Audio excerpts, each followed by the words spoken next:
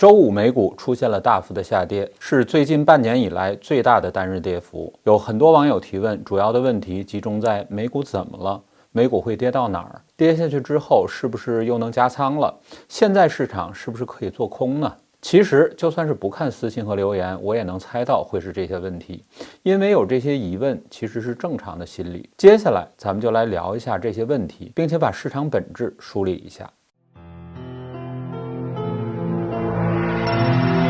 任何一件事儿想了解本质，都需要从基本的因果关系上去看。市场里面几乎没有哪件事是完全独立的，如果仔细去思考，其实都有脉络可循。理清引发市场回调的原因，也就知道了现在的回调到底是什么性质，当然也就能更好的去制定接下来的策略。我们不妨先回忆一下9月27号那天的视频。那天的视频里面，我聊到了一个内容，就是当前美股所面临的风险。当时提到风险主要来自于4个方面，第一就是市场高估的风险，第二就是市场集中度的风险，第三就是经济数据恶化的风险，第四就是贸易政策带来的风险。结合2周之前这期视频里面我提到的4方面的风险，咱们可以来看一下引发当前市场回调的真正原因。如果我们仔细思考和观察，就不难发现，几乎这4个风险在当前的这个时间点是同时爆发出来了。首先，市场高估的风险，之前2期视频里咱们分别都提到了，主要是通过 KEEP 指标、巴菲特指标，还有整体的市销率，而且2次都重点提到 KEEP 指标已经是25年以来的高点，巴菲特指标已经是历史的极端高位，并且整体的市销率也正是在这2周当中创出了历史的新高。第二，市场集中度的风险，这一点咱们一直在说，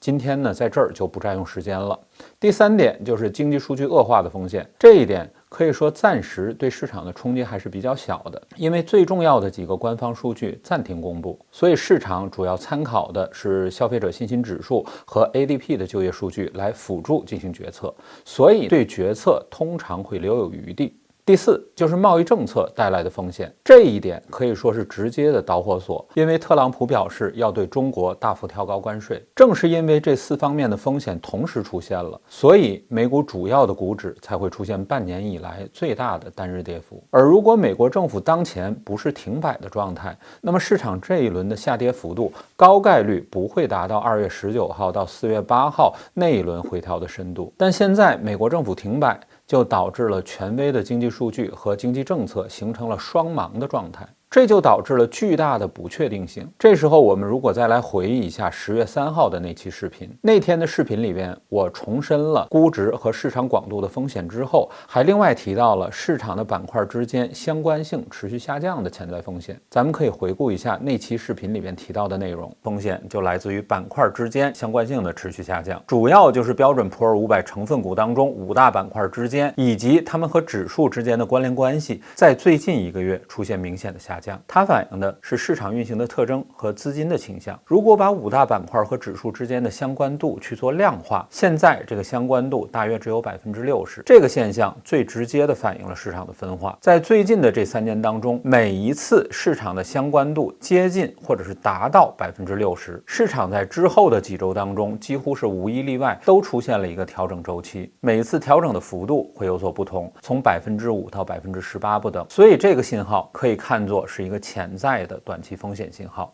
同样也是在10月3号那期视频里边的第2部分，咱们还专门聊了政府暂时停摆形成了数据的真空期，并且我重点分析了在这个数据真空的状态之下，市场会基于 ADP 就业数据去透支美联储降息的预期。这一点在10月3号的视频里边讲得非常详细，在这儿呢我就不再展开了。如果对这一点不了解，可以去看一下10月3号这期视频的第2部分。也是在这期视频里，我提到了，对于我们个体投资者而言，在数据的真空期，市场已经开始透支降息预期的情况下，要确定自己的策略，就需要先去考虑机构会做出怎么样的选择。